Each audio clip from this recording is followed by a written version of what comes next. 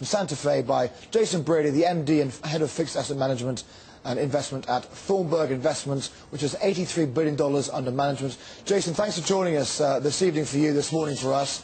A lot of things happening in the States, the debt limit, Ben Bernanke's comments about maybe no more quantitative easing, and clearly the Moody's concern.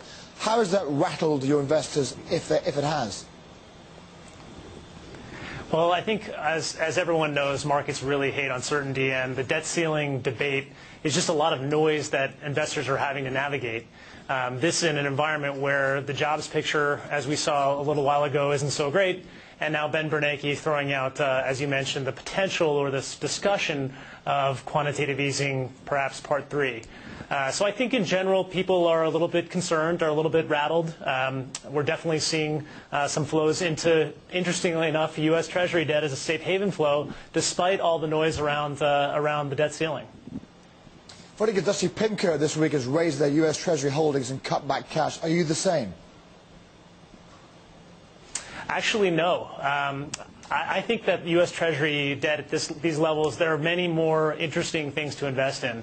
I believe PIMCO's weighting is fairly small. The index's weighting that any of us might be looking at is multiple tens of percent, 40% or so.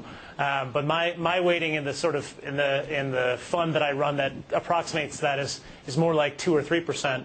But at the same time, corporate bonds, higher quality corporate bonds, are based on from an interest rate perspective are priced off of U.S. Treasuries. So the movements in U.S. Treasuries have a really big effect on pricing of U.S. debt and global debt, no matter if you're invested in Treasuries or not.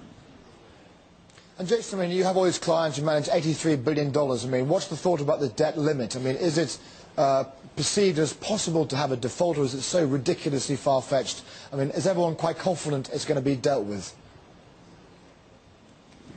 Well, I think everyone is confident and hopeful, but quite confident. I think if we've learned anything in the last 3 or 4 years is that the possible outcomes that we could experience are different than we're confident about.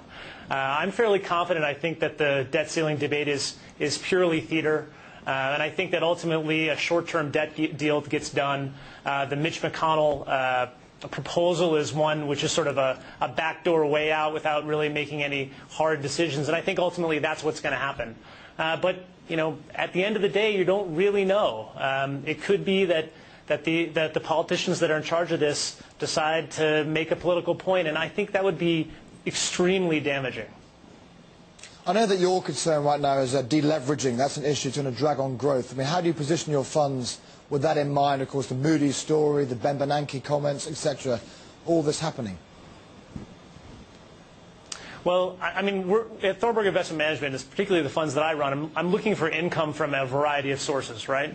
So if you are focused only on U.S. government debt and you're looking at deleveraging in the economy, U.S. government debt, once we get past this debt ceiling debate, may not be the worst investment in the world, but I don't think it's all that interesting. However, you can go to places like, say, corporate bonds, which I'm heavily overweighted in funds that are looking for income, because corporate bonds really don't need to delever. Their balance sheets are in very good position. But all in, when you're looking at deleveraging, no matter what asset you're invested in, global deleveraging is going to be a headwind for growth. And it's going to be a headwind for growth, I think, for some time. And I think that's something that investors globally, or markets generally, really haven't completely grasped or priced in. So it's something that makes me very cautious across my different investments. You mentioned the word growth again. Obviously, for the Asian viewer right now, again, looking to Asia, how do you perceive Asia as an investment opportunity? And where are you investing in? Asia is a terrific... Sure. Asia is a terrific investment opportunity, but again, not with its risks. I think in general, you're going to where the value is whenever you invest. That's what we're trying to do. And Asia certainly has had has been a wonderful source of value in our investments, in our portfolios, and will continue to. However, I think that you mentioned growth in Asia, and the Chinese growth statistics that we saw recently were very good. However, any further tightening really may pull some of that growth back, and I think that all of Asia and, frankly, all of the world is leveraged to that growth. So I'm a little bit concerned, not so much about, will China grow at 9.5 or 9 or 8 or what have you, but a slowing in that growth may have knock-on effects. And again, I'm not sure the market has priced in the potential for those knock-on effects. Jason Brady, have a very good weekend. Thanks indeed for joining us this evening for you, this morning for us. Jason Brady there, the MD and Portfolio Manager at Thornburg Investment Management.